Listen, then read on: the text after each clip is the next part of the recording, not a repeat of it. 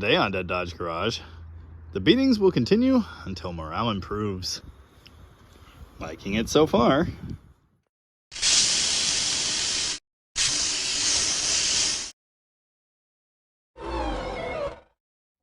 Did you know that we have Dead Dodge Garage merch available?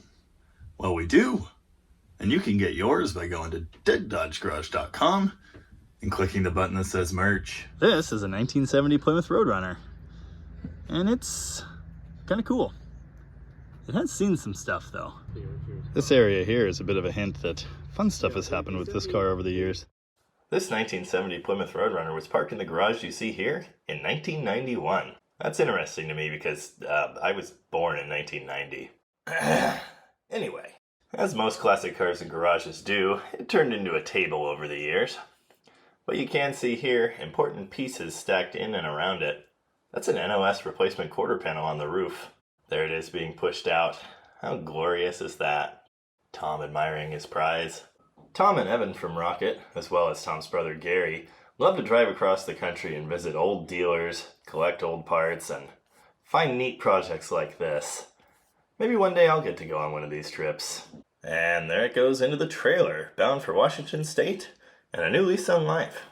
Oh, while I'm thinking about it, I've gained several hundred subscribers in the last couple days, thanks to Uncle Tony mentioning me in a video.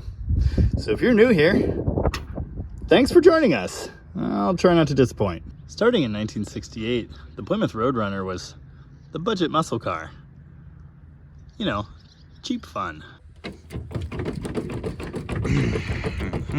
1970, the Roadrunner was slightly less cheap, and it had some nifty equipment.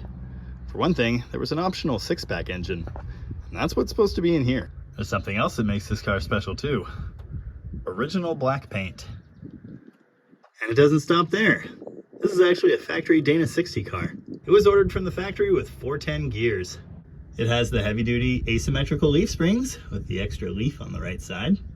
On top of all that, this car was ordered with one of the coolest features found on a Mopar from this time. That's right, the air grabber. This car also came with factory burnt orange interior. That's an interesting choice. It has a tick-tock-tack rally dash. There's one of the nifty little details found on Roadrunners. And there's another one. I keep closing this door, but it doesn't open, so that's a problem. For 1970, the Plymouth B-Body got a refresh. It's not exactly a clean sheet design, but there are a lot of little differences that make it unique. These scoops found on the quarter panel are a big one. Now, obviously, this car lived quite the life in the 70s, or maybe the 80s, and the rear wheel wells have been heavily modified. Also, admire the mud flaps. One thing I'm not seeing a ton of is rust. I'm sure there's some, but it's really not that bad. Obviously, that door's got a patch, and there is some filler work that's definitely not the most ideal. But it seems to have most of a window channel, and that's pretty good for one of these things. And the floors are super solid too. Nice. You can definitely tell by this. This thing was hot in the day. Now obviously this car really needs a full restoration. It's very deserving of that. And it'll get one eventually. But for now, we'd like to see what's going on here under the hood. Astute members of the viewership will definitely notice things like this, or the wrinkle in the firewall, or the fact that this inner fender is not straight anymore. This car obviously had a front end boo-boo, and it needs some help. It's gonna get it too. It's actually headed to a frame rack within the next week or two. This 440 HP, while not the original engine, is era correct. The original engine of the car is in there somewhere. For now, this is gonna have to do. It sure looks like someone was swapping it in here to make it run again. We just wanna see if this engine will do stuff. A running car is a whole lot more inspiring than a not running car. So that's the plan here. Editor's note.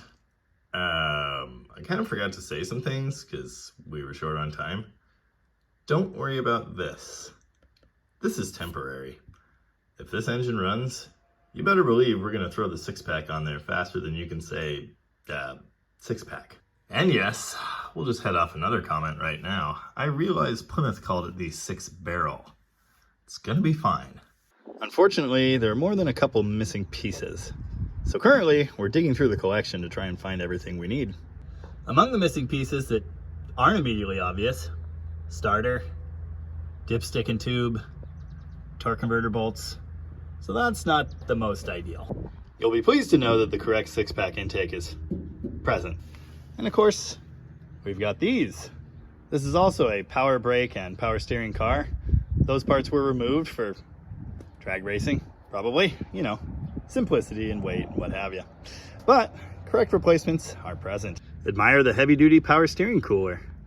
Yeah, there are all kinds of good things here. Let's get some fresh oil and a starter and torque converter bolts in it.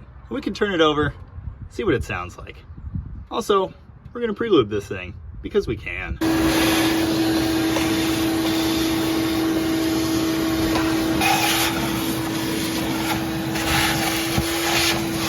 All right, getting better.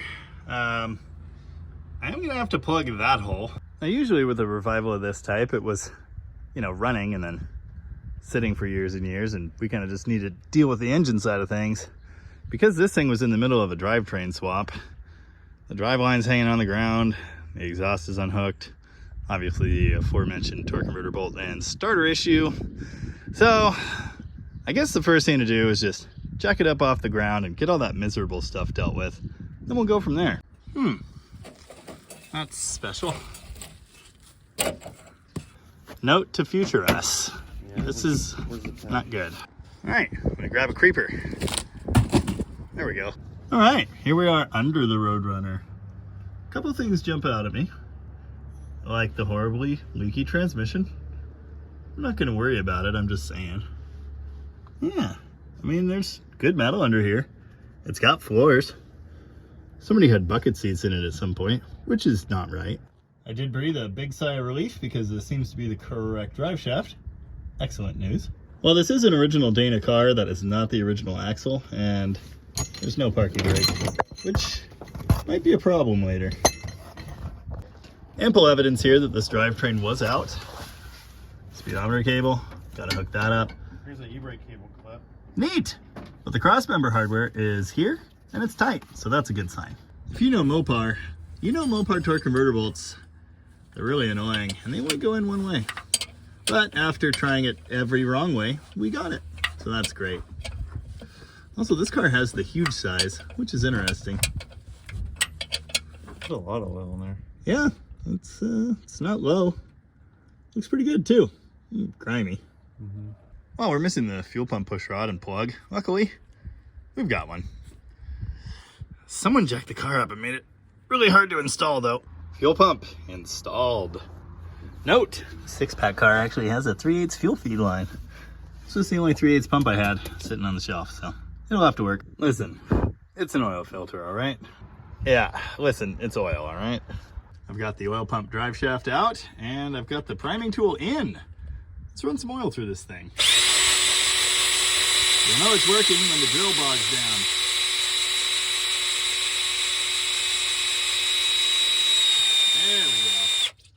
Uh-oh. I don't like that sound. Damn it. Maybe it's in the engine, actually. No, it's dry. Cool. While running the drill, the gauge inside says almost 60 PSI, so I'm going to say that's a good sign. Oh, if you're going to do this, don't forget that shaft needs to turn backwards. Here's what a Mopar pump priming shaft looks like. It actually works for big block and small block. With that done, the distributor drive, or oil pump drive, or both, can go back in. And then we'll use a large flathead screwdriver to point at the direction we want. I gotta bring the engine to TDC first, though. Oh, yeah. Oh, good. Here's an annoying job I don't usually have to deal with when I'm reviving these Mopars, because the starters are usually fine. This car just doesn't have one, and that is a problem. Now these things are heavy. Also, the small nut for the trigger wire is a really weird size. It's like 11/32? Some number of 30 seconds, which I never seem to have. So that means the right tool is a pair of pliers. Oh, you have the Wii wrench? Oh, that would be great. I would love to use the correct tool. There's the first time for all the things. What? However many 30 seconds, I don't know. It's 11. Okay. Or just drop it down. Thank you. Wow. The right tool appeared as if by magic. Oh, this is great. Here's our positive battery cable. Yeah, it's seen some better times. Okay, get in there. I'm not having a good time.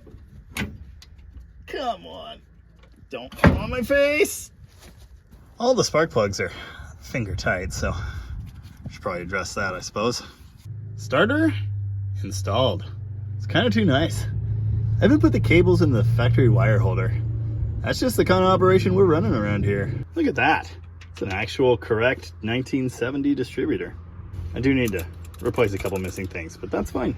Tom bought this car out of a garage somewhere way across the country. His current job is feeding me parts. He's looking for important bolts and such. I'm gonna time this thing. I'm gonna do that by turning this over, watching this #1 intake valve. Let's crossover, intake open, the intake valve will close, and then we'll find TDC 1 the next time the mark comes around. Somewhere in that neighborhood. I usually go refer to a diagram to make sure this is correct, but I believe you want it seated with the slot roughly that way, front to back-ish. There's a clocking difference between the flat on the shaft and the rotor. The rotor ends up pointed roughly that way, and the vacuum canister on a big block points that way. Yeah, something like that. Of course, you can set this up any way you want, but I usually try to make it factory-ish. Also, I just noticed the other clip's missing, so that's great. I've got the timing mark at 10 degrees ahead, so I want the points to just barely be starting to open, which appears to be right there. You can actually verify that with a multimeter, but I don't have one handy. Something like that. I will say, I've eyeballed this. I've done it with a multimeter many times, trying to get the timing just right before the engine starts. And it always ends up being late, every single time. So, we'll snug the distributor down, but we sure won't tighten it, because we may need to adjust this later. I've mentioned before what a pain servicing the spark plugs on a big block is, but, well, it's even more of a pain on this car with this whole inner fender shifted inward. I don't even know how I'm going to get a wire on #2 there, but I'm definitely going to tighten it with a wrench. Oh, I'm still waiting on carb hardware, but I'm ready to crank this thing over, so I'll just do that for now, I guess. Oh, it hits. There, it's restored. Well, it's not an original ground cable, but it is red, so that seems right. Battery installed. Come on, don't do that. Well, no time like the present. Liking it so far. Unfortunately, we are currently missing the engine harness. We ordered a new one, but it's not here yet. So there's no fusible link, so there's no power into the car. We can't test headlights or anything like that. But there is now sufficient power to crank the starter over, so let's do that. Usually I just use a screwdriver for this, but you know, we've got the button. Although the terminals just fall off all the time. We're gonna crank the engine over and listen. And what we really want to hear is a nice even rotation. We want to hear compression on all 8 of these cylinders. If there's even compression, it'll just crank over consistently. It won't speed up at any point. With an engine that's been sitting for a long time, it's not at all uncommon for it to do that at first, but it should go away.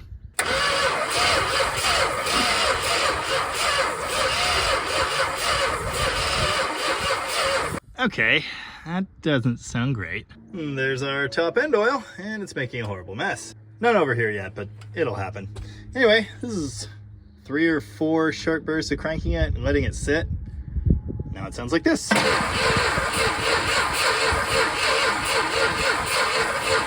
You can hear compression bleeding through a couple of them. I suspect it's rings, because it sounds like it's, you know, in the crankcase. We probably just need to fire it up. Sounds okay. I will say it doesn't seem to be cranking over the fastest, but it's sounding better the longer I go. Here at Rocket Restorations, we're almost perfectly suited to a project like this. And that is because we're hoarders. Found some valve cover gaskets. They've been on the shelf a while. The rest of the hardware is slowly appearing by magic as well. I'm just doing the absolute bare minimum at first here. Gotta hear this thing run. If it fires off, then we'll continue with accessories and such. You know the best part about owning a Roadrunner? Well, I've got the ignition system rigged up here, and for testing purposes, we'll power up the coil. We'll hit the button and listen for the sparky noises. Oh yeah, tons of them. 440, 8 random spark plug wires. Easy. It's a family show. Sorry. Yeah, this number 2 is challenging. There we go. The 90-degree boot was key. Yep. So number 1 is here. And remember, big block distributors turn backwards. Don't wire it the opposite direction and then be really confused when your brand new big block's backfiring really bad. So 1, 8, 4, 3, 6, 5, 7, 2. Spark plug wires in. There's no exhaust pipes, no accessories, no oil cap, no anything really, but let's see if it barks. Jump over Gaston? Probably.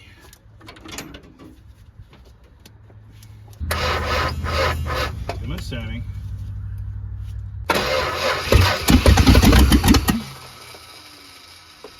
It farted. It's gonna run. Oh, it's gonna run. Oh yeah, I have to keep my hand on Remember, there. I gotta put exhaust on, so don't get it too hot. It's a runner. Nice. All right, it made big block noises. I think we'll go ahead and assemble the accessories, drop the radiator in so we can plug in the transmission lines and add a temporary fuel system. And this thing's gonna be a runner. Are you getting excited? I'm getting excited. This is why you never bet against a Mopar. And why I only revive Mopars, because, you know, it's easy. Time invested so far? Quite a bit actually. Crank pulley, really annoying, hard to line up. Luckily there's no radiator in here so I can actually see. Those bolt holes only align in one direction. Isn't that fun? We also stock a bunch of these neat reproduction kits here at Rocket. So now I'm gonna bolt all this nice stuff onto that. Yeah, that whole alternator setup's way too nice. I'll tell you right now, we've got a pulley mismatch here, and the top and bottom aren't gonna line up. I just dropped the other alternator bolt. While I was looking for it, I found something that I need. Look at that. Apparently it deposited some chunks when it fired up. Exhaust pipe number 1, tight. Pipe number 2, done. Not to future us. This thing needs an idler arm really bad. Hey, why is this exhaust pipe hitting the torsion bar? And follow-up question, why is the other exhaust pipe hitting the torsion bar? This is looking suspiciously like an engine, but Tom's saying dirty words. Accessories, accessoried. Unlike some cars, radiator install on a Mopar, not too bad. Just kind of dodge the fan and it slides right in there. The bottom mount bolts stay in place. The radiator just kind of drops onto it. Whoops. Okay, that's my bad. I think we got away with it. Wow. It looks so much better. I feel like we've accomplished a lot, but also not very much, and it somehow took a whole day. Installed the magical cooling juices. It did make a mess. It seems to be staying in the radiator. Water pump, not so much. There's also a mysterious leak back there somewhere. Yeah, it's not great. Anyway, fuel system installed. Unfortunately, Tom had to leave, but the suspense is killing me, so let's just do it. Oh wait, hold on. We currently have no shifter linkage. Gotta go pull it off the parts car.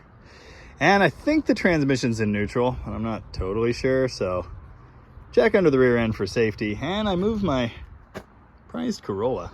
Okay, now let's go for glory. I don't think the pump in this carb actually works, so. Hey, it leaks. That's not ideal. Oh, that's not ideal at all. You know, Tom did say he'd be annoyed if I lit the Roadrunner on fire. I have a bit of a history of doing that. Okay, blew all that off. Yeah, judging by that taste, the air around here is flammable currently, so we're gonna give this a minute. I have a theory that this pump puts out a whole lot more pressure than a carburetor wants. I was actually just having very similar problems on that wagon over there the other night. Couldn't figure it out. Brand new needle and seats still did it. It's all making sense now.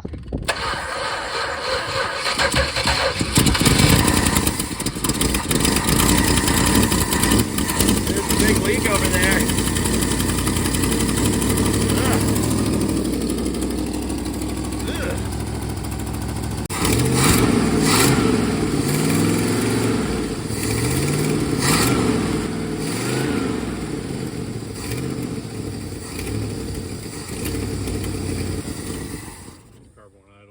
Yeah, piece of garbage.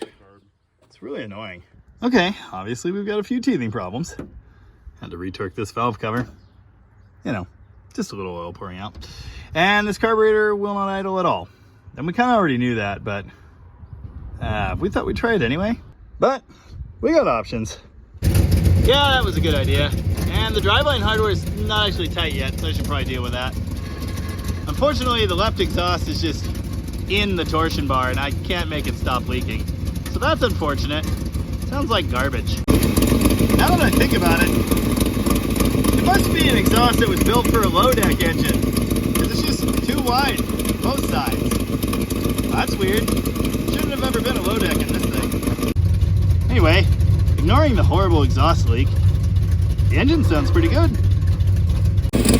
I know absolutely nothing about this carburetor, but I knew it had to be better than that other one, and it is.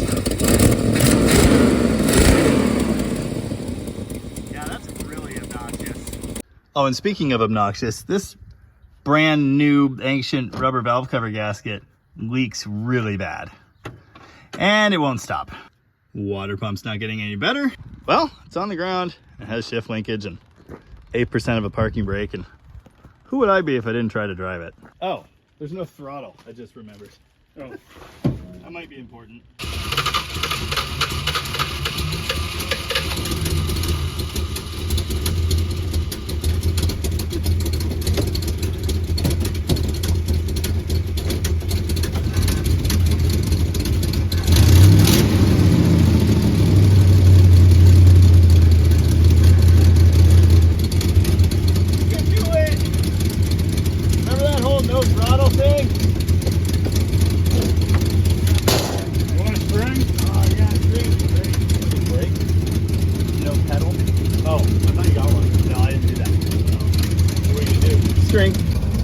Listen to it now. This is pretty great. Sticky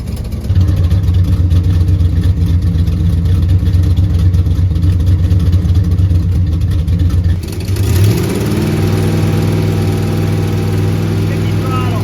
Not enough return spring. Exactly. Let's get a return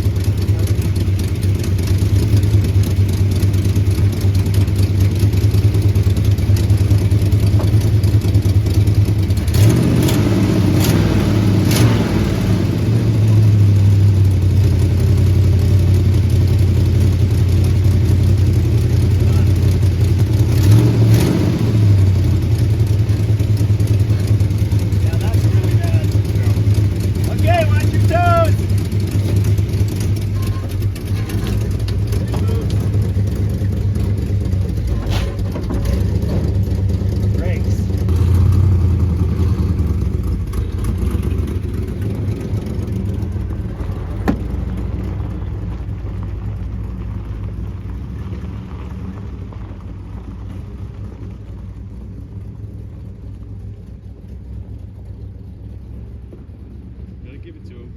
He doesn't give up. It's up on a lift and it looks like it's been there for 20 years. In the waft there was a set of long rams. Yeah, which are all in his project file. We didn't get in the log, we just stamped them down.